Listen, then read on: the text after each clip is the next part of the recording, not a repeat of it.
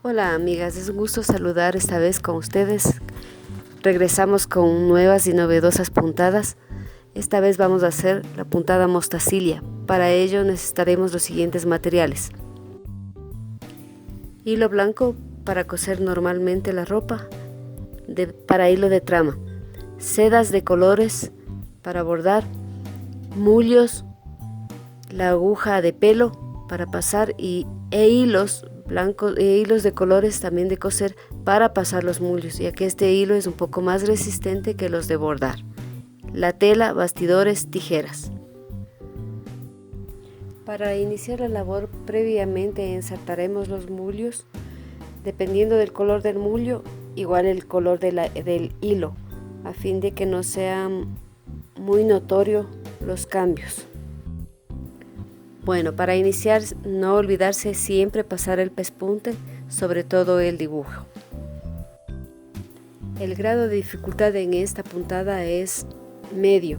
Hay que tener cuidado al no topar los mullos, por cuanto se rompen y puede saltar a la vista.